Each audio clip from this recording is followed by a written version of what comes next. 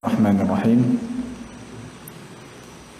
Alhamdulillahi rabbil alamin. Alhamdulillahilladzi hadana li hada wa ma kunna linahtadiya laula an hadana Allah. Wa ashhadu an la ilaha illallah wahdahu la syarika lah. Wa ashhadu anna Muhammadan abduhu wa rasuluh. Sallallahu alaihi wa ala alihi wa ashabihi wa man tabi'ahum bi ihsanin ila yaumiddin wa sallama tasliman katsira. Amma ba'du. Hadirin kaum muslimin rahimani wa rahimakumullah. Tentunya kita awali majelis kita di kesempatan malam ini dengan memanjatkan puji dan syukur atas kehadirat Allah tabaraka wa taala. Ya, semoga dengan rasa syukur yang kita panjatkan, Allah berkenan untuk menambahkan nikmatnya kepada kita semuanya.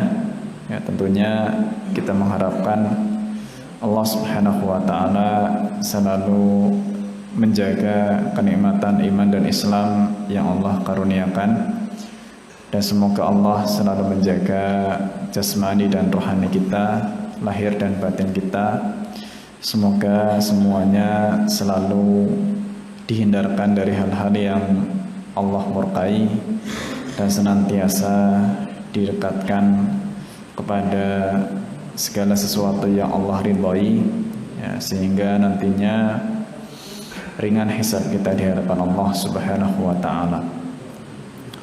Kita akan teruskan kembali dengan seizin Allah Subhanahu wa taala pembacaan tafsir Taisir Al-Karimur Rahman, dan masih di penghujung surat Al-Fatihah. Ya, setelah kemarin kita bahas sedikit beberapa kesimpulan dari kandungan surat Al-Fatihah, ya, yang di dalamnya terkandung tauhid yang oleh para ulama dibagi menjadi tiga, ya, tauhid rububiyah, tauhid ilahiyah, ya, dan tauhid asma dan sifat Allah Subhanahu wa taala. Ya. Dan kemarin kita sudah sampaikan berkaitan dengan tauhid rububiyah, maka muncul darinya atau berkonsekuensi lahirnya tauhid uluhiyah untuk menyembah Allah Subhanahu wa taala.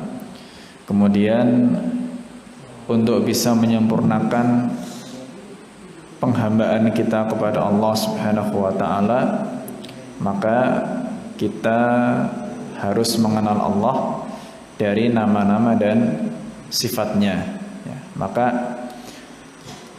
siapapun yang ingin menyempurnakan ibadahnya, ya, lahir dan batin, ya, ingin khusyuk dalam sholat, ingin ikhlas dalam ibadah, ya, kuncinya itu mengenal Allah Subhanahu wa taala.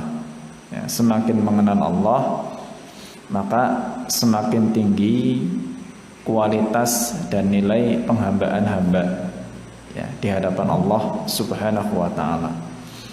Ya, dan demikian sebaliknya, ya, semakin rendah pengenalan hamba terhadap Allah Azza wa Jal, juga semakin rendah juga kualitas penghambaannya kepada Allah. Ya, maka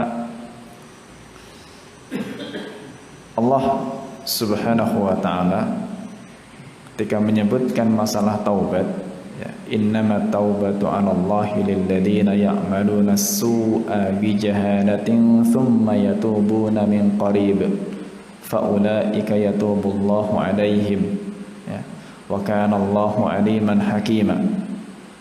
Ya, dalam surat An-Nisa Allah Subhanahu wa ta'ala berfirman, sesungguhnya taubat yang diterima oleh Allah Subhanahu wa ta'ala adalah innama taubatu 'alallah lilladzina ya'maluna as-su'a bijahalatin.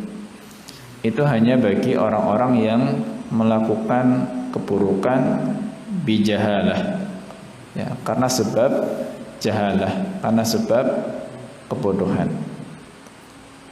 Thumma yatubuna min qarib, kemudian taubat, ya, dalam jangka waktu yang dekat, maksudnya cepat. Dan dekat itu maksudnya taubatnya sebelum mati. Itu maksudnya taubat dalam waktu yang dekat, ya, karena sebelum mati berarti cepat gitu. Bukan taubat yang menjelang kematian atau sudah mati yang nggak ada taubat lagi. Ya. Faulaika yatubullahu alaihim, maka itulah orang-orang yang diterima taubatnya oleh Allah Subhanahu wa taala. Nah, mungkin dari ayat ini kalau yang membaca sepintas dengan terjemah, ya, bisa salah persepsi. Karena Allah hanya menerima taubat orang-orang yang melakukan keburukan karena bodoh, ya, karena bodoh. Bukan maknanya orang melakukan maksiat karena nggak tahu itu dosa, ya. Misalkan ya, ada orang,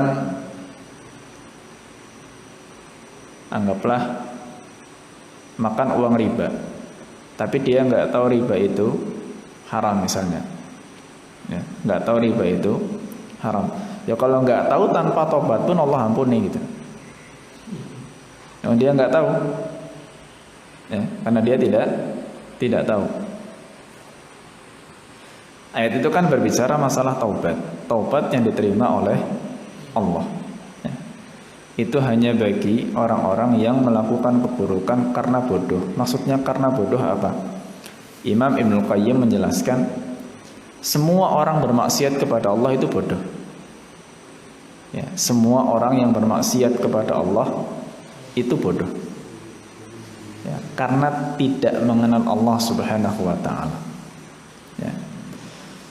Jadi sifat bodoh yang melekat pada orang yang bermaksiat, ya, itu memang sifat yang lazim.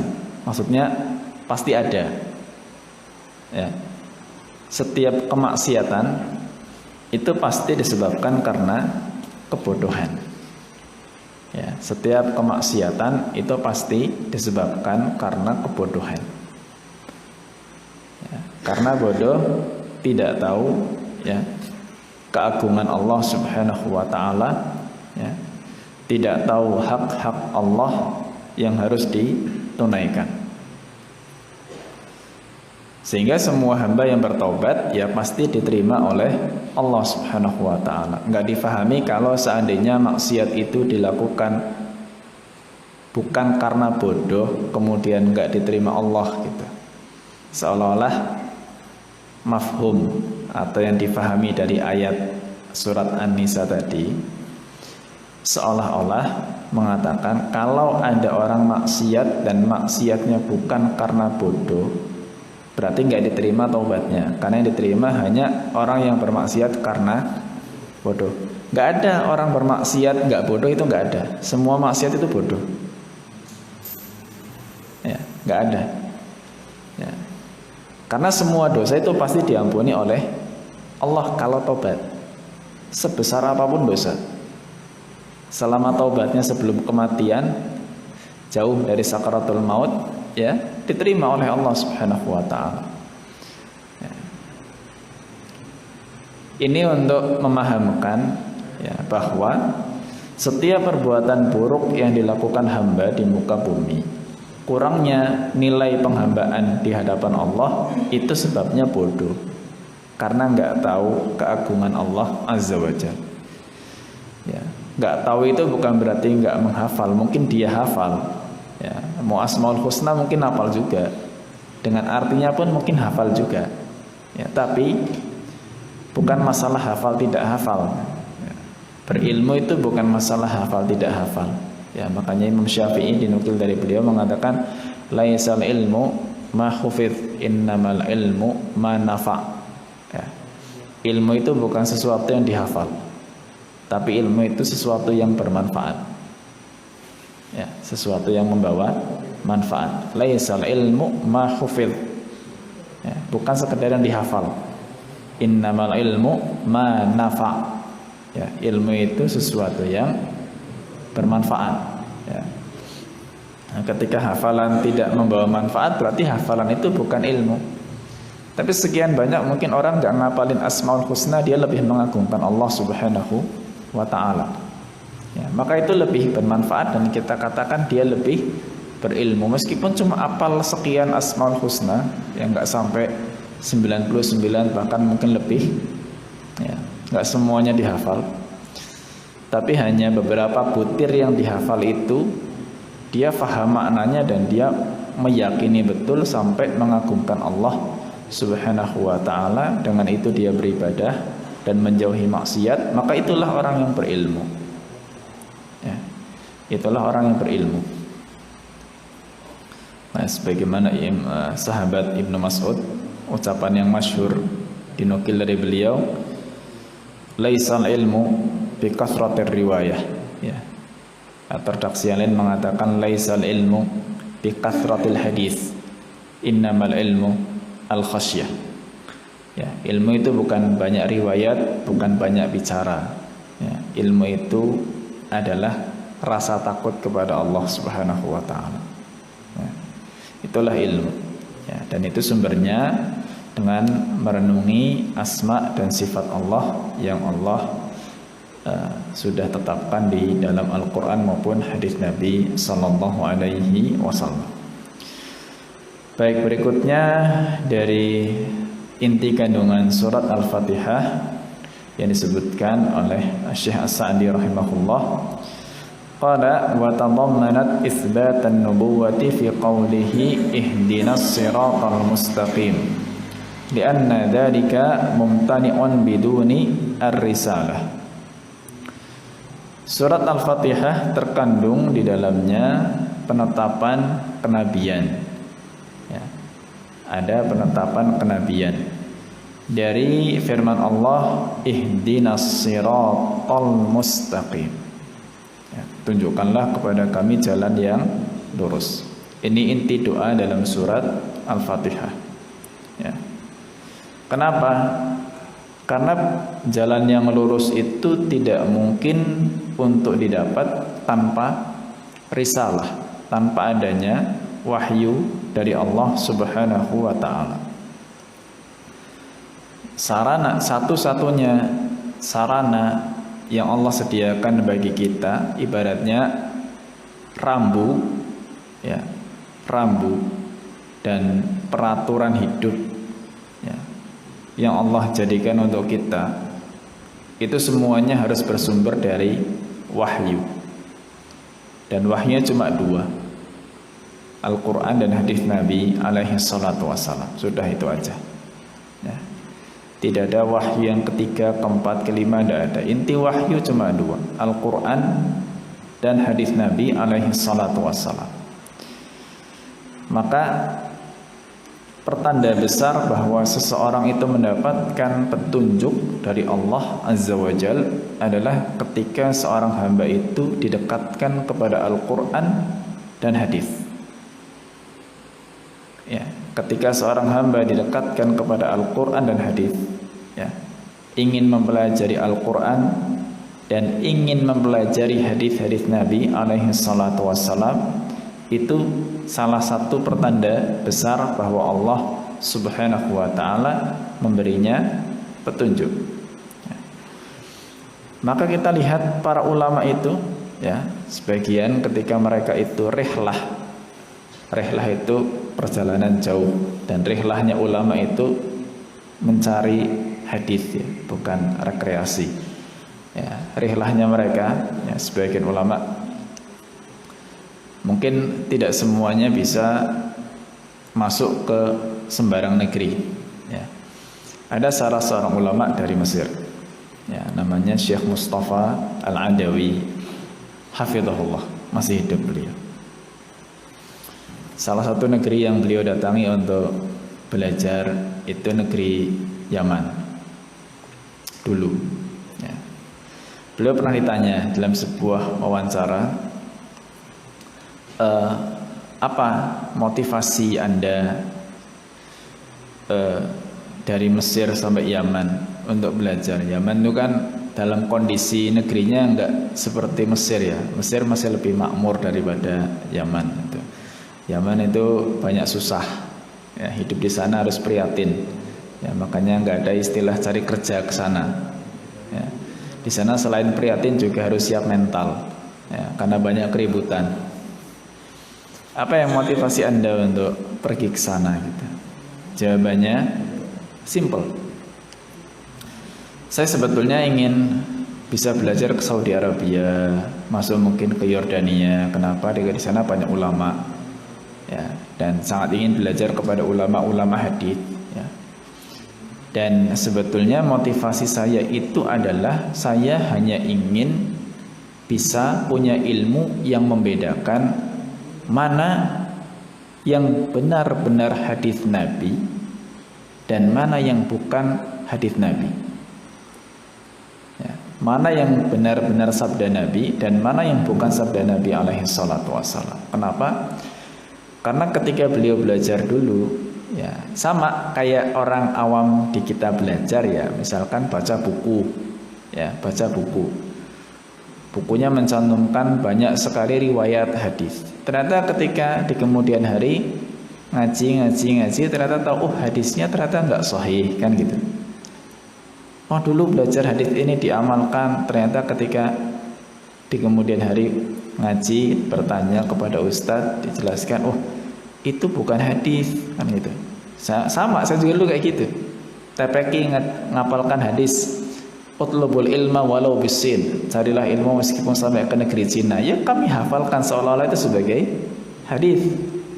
Ya, masyhur sekali. Ya, cari ilmu sampai ke negeri Cina. Karena yang ngajari juga nggak tahu kalau itu bukan hadis. Ya, cuma sekedar menjamak, mengumpulkan kalimat-kalimat yang mungkin masyhur, ya, kemudian disuguhkan kepada santri-santri TPQ, kemudian suruh menghafalkan. Ya. Banyak sekali kalimat-kalimat, man arada dunya fa'alaihi bil ilmi wa man arada al-akhirah fa'alaihi bil ilmi wa man arada huma fa'alaihi bil ilmi. Yang kepengen dunia maka carilah ilmu, yang kepengen akhirat maka carilah ilmu, yang kepengen dunia dan akhirat maka carilah ilmu. Kalimatnya indah, ya, karena kita orang Indonesia asal bahasa Arab, ya ngertinya hadis gitu. Ya, sampai nanti hubbul watan minal iman jadi hadis juga. Ya kan? Cinta negeri termasuk bagian daripada iman. Nanti ada lagi hadis an-nadhafatu minal iman, kebersihan bagian daripada iman. Semua kita hafalkan itu, makanya masih lekat di lisan saya. Hanya di kemudian hari, itu bukan hadis. Bahkan kalau mau kita sebut hadis itu hadis palsu gitu. Kan orang kemudian tercengang, loh, kayaknya dulu itu kita kenal sebagai hadis Nabi alaihi salatu wassalam. Ya, ternyata kalau itu bukan hadis, kemudian kita kok menisbatkan kalimat-kalimat itu dengan mengucapkan Nabi alaihi salatu wassalam bersabda an-nadhafatu minal iman, kebersihan bagian daripada iman. Ya, kontennya bagus, nggak ada masalah, ya. Karena kita memotivasi orang untuk hidup bersih, ya. Cuma masalahnya ketika menisbatkan itu kepada Nabi alaihi salatu wassalam, ini yang jadi masalah. Ya. Karena ancamannya man kadzaba alayya muta'ammidan falyatabawa maq'adahu minan nar. Dalam hadis Bukhari Muslim, barang siapa berdusta atas namaku maka persiapkan tempatnya di neraka. Itu bukan sabda Nabi, jangan kita sebut sebagai sabda Nabi. Nah, itulah latar belakang tadi Syekh Mustafa ketika belajar, oh ternyata bukan hadis, belajar ternyata bukan hadis. Sehingga penasaran sebetulnya bagaimana sih ilmu untuk membedakan mana yang hadis, mana yang bukan. Ya. Itu orang Arab padahal. Ya. Sangat butuh dengan ilmu yang demikian. Apalagi kita, ya. Ya, mungkin kita bahkan nggak bisa membedakan ketika dengerin khutbah, khotib menyebutkan hadis apa, ya. Atau mungkin mendengarkan kajian, ya, yang mungkin kita juga belum pandai memilah dan memilih, ya, kajiannya, kemudian asal mendengarkan kalimat-kalimat yang disampaikan, ya. Ketika mengatakan itu hadis, ya kita mungkin oke-oke aja gitu, nggak ada masalah, ya. Maka salah satu petunjuk Allah Subhanahu wa taala ke dalam hati seorang hamba itu adalah keingintahuan untuk lebih mendalami itu betul sahih atau enggak. Al-Quran jelas semuanya sahih. Kita enggak akan ragukan satu huruf pun dari Al-Quran. Ya, karena Al-Quran itu diriwayatkan secara mutawatir. Mutawatir itu banyak gitu. Ya, secara banyak riwayatnya.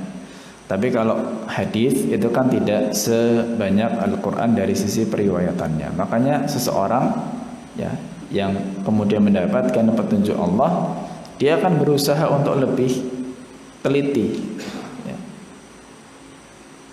Mana yang sahih, mana yang tidak. Yang sahih diamalkan, yang tidak ya berarti bukan sebagai landasan untuk amalan ya. Seperti itu ya. Maka ihdinas siratal mustaqim, ketika kita minta petunjuk jalan yang lurus kepada Allah Subhanahu wa taala, ya salah satu wujudnya seperti itu. Ya, dimana kita ingin dekat dengan wahyu yang betul-betul valid sebagai wahyu Allah, ya. Karena sabda Nabi juga itu wahyu, hanya tidak termaktub di dalam Al-Qur'an. Ya. Tapi tentu Al-Qur'an dan hadis dua-duanya sebagai landasan untuk akidah dan amalan kita, baik ibadah maupun muamalah ya. Kemudian wa itsbatul jaza 'alal a'mali fi qawlihi maliki yaumiddin wa anal jazaa'a yakunu bil adli li'anna ad-dina ma'nahu al-jazaa'u bil adli. Di antara kandungan surat Al-Fatihah berikutnya adalah penetapan adanya balasan untuk amal dari firman Allah maliki yaumiddin, yang merajai hari pembalasan ya. Dan pembalasan itu pasti diberikan dengan adil. Balasan Allah pasti adil. Kalau itu balasan dari hukuman, maka itu adil. Kalau balasan dari kebaikan, maka itu melebihi adil. Karena kita dulu bahas ketika menafsirkan Alhamdulillahirabbil alamin bahwa keputusan Allah, ketetapan Allah itu kemungkinannya cuma dua, adil atau lebih dari adil. Maksudnya kemurahan Allah gitu. Saking Allah itu maha pemurah, pasti berikan sesuatu yang melebihi haknya hamba ya.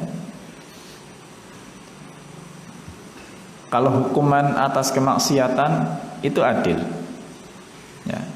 Tapi kalau balasan atas kebaikan, pahala itu pasti melebihi ya, pasti dilebihkan oleh Allah Subhanahu wa taala ya. Makanya Nabi alaihi salatu wasallam bersabda, man hamma innallaha katabal hasanati was sayyi'at thumma bayyana dzalik. Allah sudah menetapkan kebaikan dan keburukan dan Allah jelaskan semuanya. Faman hamma bil hasanati falam ya'malha kataballahu indahu hasanatan kamilah wa in hamma biha fa'amilaha katabahallahu indahu asyra hasanatin ila sab'i mi'ati dhifin ila at'afin katsirah. Barang siapa yang kepikiran ya, bukan belum sampai niat nih, cuma kepikiran itu, nanti mau ini apa ya gitu, sekedar terbesit di pikiran untuk melakukan kebaikan, terus nggak jadi, tidak jadi melakukan, nggak jadilah. Dari rumah udah kepikiran, ntar sampai masjid masukin uang lah ke kotak, sampai masjid eman-eman nggak jadi misalnya. Maka Allah catat sudah mendapatkan satu kebaikan sempurna, cuma kepikiran aja ya. Dan jika dia terfikirkan untuk melakukan kebaikan dan betul-betul dia wujudkan kebaikannya, maka Allah lipat gandakan pahalanya 10 sampai 700, bahkan melebihi 700 kali lipat. Itu kebaikan. Sebaliknya, wa man hamma bisayyi'ati falam ya'malha katabahallahu indahu hasanatan kamilah. Barang siapa yang sudah memikirkan akan melakukan maksiat dan dia batalkan, tidak jadi, Allah berikan catat di sisinya itu satu kebaikan. maksiat nggak jadi, udah mau maksiat tapi dia batalkan, maka Allah beri pahala 1 sempurna. Ya, sama seperti yang tadi mau melakukan kebaikan tapi nggak jadi, sama dapatnya pahala. Ya. Wa in hamma biha fa'amilaha katabahallahu indahu sayyi'atan wahidah. Dan barang siapa sudah terfikirkan melakukan maksiat, ya, dan betul-betul dia lakukan, maka Allah catat 1 dosa. Makanya dosa nggak dilipat gandakan, tapi pahala dilipat gandakan. Ketika Allah menghukum dosa itu adil, 1 dibalas 1. Ya. Tapi ketika memberikan pahala, Allah lipat gandakan bahkan melebihi 700 kali lipat. Makanya kemungkinan keputusan Allah cuma 2, adil atau melebihi adil. Gak ada yang zalim. Ya. Itulah Islam yang Allah Subhanahu wa ta'ala turunkan. Demikian juga dengan berbagai macam hukuman di dunia, semuanya adil. Tidak ada hukuman Allah yang tidak adil. Ya, mau semengerikan apapun itu adil. Ya. Hukuman pembunuhan, nyawa bayar nyawa, adil. Ya. Fakatabna alaihim fiha anna an-nafsa bin-nafsi wal-'aina bil-'aini wal-anfa bil-anfi wal-udhuna bil-udhuni was-sinna bis-sinni wal-juruha qisas. Allah tetapkan, ya, nyawa dibayar nyawa, mata dibayar mata, hidung dibayar hidung, telinga dibayar telinga, gigi dibayar gigi. Ya, jotos sampai giginya lepas 1, ada kisosnya 1 gigi. Ya. Wal juruha qisasnya, semua luka itu ada qisasnya, adil. Ya. Semuanya adil. Ya. Kecuali jika orang yang jadi korban memaafkan, alhamdulillah. Ya. Tidak ada yang tidak adil dari hukum Allah Subhanahu wa ta'ala.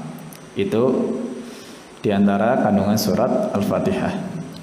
Berikutnya wa tadammanat itsbatal qadar wa anna al-'amda fa'ilun haqiqatan khilafan lil qadariyati wal jabriyah. Bal tadammanat ar-radda ala jami'i ahli al-bid'ah wad dhalal fi qawlihi ihdinas siratal mustaqim. Li'annahu ma'rifatul haqqi wal amalu bihi. Wa kullu mubtadi'in wa dhalin fahuwa mukhalifun lidzalik. Berikutnya surat Al-Fatihah ini terkandung di dalamnya penetapan takdir. Ya. Karena tadi juga Allah berfirman Maliki Yaumiddin, dan juga sebetulnya dari firman Allah Iyyaka na'budu wa iyyaka nasta'in. Jadi yang berbuat ibadah dan yang minta tolong itu adalah hamba. Karena hamba yang melakukan amalan itu secara hakiki. Ya. Berbeda dengan pemahaman Qadariyah dan Jabriyah. Ini 2 pemahaman yang menyimpang dalam masalah takdir. Kalau Qadariyah itu berpemahaman bahwa Allah tidak punya kehendak dan Allah tidak tahu apa yang akan terjadi. Ya, semua murni itu kehendak hamba. Ya, kehendak hamba. Semua perbuatan itu hanya berasal dari keinginan hamba. Dan enggak ada campur tangan kehendak Allah di situ. Itu Qadariyah. Ya. Adapun Jabriyah itu sebaliknya. Ya, Jabriyah itu mengatakan kalau hamba enggak punya kehendak. Ya, hamba tidak punya kehendak. Semua kehendak Allah. Jadi hamba ini kayak robot. Dia cuma tinggal jalan aja sesuai dengan kehendak Allah Subhanahu wa ta'ala. Adapun pemahaman yang benar sesuai dengan firman Allah, wa ma tasya'una illa ayyasha Allahu rabbul alamin. Kalian tidak mungkin berkehendak kecuali jika memang Allah yang berkehendak. Jadi menetapkan hamba punya kehendak, Allah juga punya kehendak. Kita punya keinginan, Allah juga punya keinginan. Dan apa yang kita inginkan, ya, itu akan sesuai dengan keinginan Allah Subhanahu wa ta'ala. Apa yang sudah kita perbuat, ya, itu sudah sesuai dengan kehendak Allah Subhanahu wa ta'ala. Hanya yang perlu dicatat adalah kita tidak tahu kehendak Allah sebelum perbuatan itu terjadi. Itu aja. Ya. Yang perlu kita catat adalah kita tidak tahu kehendak Allah sebelum perbuatan kita lakukan. Dah. Sehingga kita nggak bisa untuk berargumentasi dengan kehendak Allah ketika akan melakukan maksiat. Ketika mau maksiat, kemudian mengatakan, ya saya kan berkehendak maksiat karena Allah juga berkehendak saya bermaksiat. Belum terjadi maksiatnya, belum terjadi. Berarti Allah, kita belum tahu kehendak Allah sebetulnya. Ya. Kalau sudah terjadi, itu baru kita tahu itu memang sudah Allah kehendaki. Tapi belum terjadi. Jadi kita nggak bisa mengatakan Allah berkehendak saya mau maksiat gitu, karena belum kita lakukan maksiatnya. Dan uniknya kenapa hal itu dilakukan hanya untuk maksiat aja? Kenapa enggak untuk ibadah sekalian gitu? Ya toh? Kenapa enggak untuk ibadah sekalian? Ketika mau beribadah berarti mengatakan Allah berkehendak saya beribadah gitu. Ya toh? Yang digunakan itu untuk maksiat-maksiatnya gitu. Tapi untuk ibadahnya tidak. Ya. Nah, itu pemahaman yang pada akhirnya menyimpang. Ya. Berdalil dengan kehendak Allah untuk melakukan kemaksiatan, tapi juga enggak berdalil ketika melakukan ketaatan. Ya. Maka sekali lagi kita menetapkan Allah punya kehendak, kita juga punya kehendak. Ya. Apa yang kita lakukan itu sesuai dengan kehendak Allah. Ya. Apa yang kita lakukan, yang sudah kita lakukan itu sesuai dengan kehendak Allah. Tapi sebelum kita lakukan, kita tidak tahu kehendak Allah. Ya, kita tidak tahu kehendak Allah. Maka ingat, jangan sampai kita berkata atas nama Allah perkara yang kita tidak ketahui. Itu dosa besar. Ya. Wa antaqulu 'alallahi ma la ta'lamun. Kalian mengatakan suatu atas nama Allah yang kalian tidak ketahui. Dan dalam surah Al-Fatihah juga di dalamnya terkandung sanggahan untuk semua orang-orang yang terjatuh dalam kebid'ahan dan kesesatan dari firman Allah, ihdinas siratal mustaqim, ya, tunjukkan kepada kami jalan yang lurus, ya, karena jalan yang lurus itu adalah mengenal kebenaran dan mengamalkannya, dan seluruh orang yang sesat itu pasti menyelisihi sesuatu yang benar, ya, menyelisihi sesuatu yang benar. Wa tadammanat ikhlasan dini lillahi ta'ala ibadatan wa isti'anatan fi qawlihi iyyaka na'budu wa iyyaka nasta'in walhamdulillahi rabbil alamin. Yang terakhir, Al-Fatihah ini terkandung di dalamnya kemurnian agama hanya untuk Allah Subhanahu wa ta'ala, baik ketika seorang hamba itu beribadah, juga ketika minta tolong kepada Allah. Karena Allah berfirman, iyyaka na'budu wa iyyaka nasta'in. Hanya kepada Engkau kami beribadah dan hanya kepada Engkau kami memohon pertolongan. Ya, jadi mengesahkan Allah baik ketika kita mempersembahkan ibadah kita, juga ketika kita butuh pertolongan, hakikatnya hanya minta kepada Allah Azza wa Jalla. Sehingga ketika kita harus minta pertolongan kepada sesama manusia dalam kondisi yang sangat butuh, janganlah seperti kita minta kepada Allah. Jangan merendahkan diri. Ya, jangan merendahkan diri di hadapan sesama manusia. Ya, jangan memaksa. Ya, kita minta sama Allah maksa nggak apa-apa. Dalam artian kita minta terus gitu. Berkali-kali kita minta, Allah Subhanahu wa ta'ala cinta dengan hambanya yang banyak berdoa, selama doanya wajar, ya, sesuai dengan kebutuhannya, bukan doa yang berlebihan. Tapi kalau kita minta terus kepada sama manusia, kan bosan yang diminta. Minta terus, udah dikasih minta lagi, ketagihan karena kemarin dikasih sekarang minta lagi. Beda, ya. Maka nggak bisa terus-terusan kita minta kepada sama manusia. Dan jangan merendahkan diri. Merendahkan diri hanya di hadapan Allah Subhanahu wa ta'ala. Kalau di hadapan hamba, rendah hati, bukan rendah diri. Ya, rendah hati itu di hadapan hamba. Ya, tapi rendah diri itu hanya di hadapan Allah Subhanahu wa ta'ala. Ini akhir dari pembahasan surat Al-Fatihah dan beserta inti-inti kandungannya. Harapannya tentunya surat Al-Fatihah yang kita baca dalam setiap kali sholat itu tidak hanya melekat di lisan kita, Harapannya itu melekat di hati dan juga melekat dalam amalan keseharian kita dari semua kandungannya. Dan juga tentunya kita mengharapkan doa kita untuk mohon petunjuk dari Allah itu dikabulkan, sehingga kita selalu berada di atas jalan yang lurus yang Allah Subhanahu wa taala ridhoi. Ini kiranya yang bisa kita bahas, kurang lebihnya mohon maaf. Wassallallahu ala nabiyyina Muhammad wa ala alihi wa sahbihi wa baraka wa sallam. Subhanakallahumma wa bihamdika asyhadu an la ilaha illa anta astaghfiruka wa atubu ilaik. Billahi taufiq wal hidayah. Assalamualaikum warahmatullahi wabarakatuh.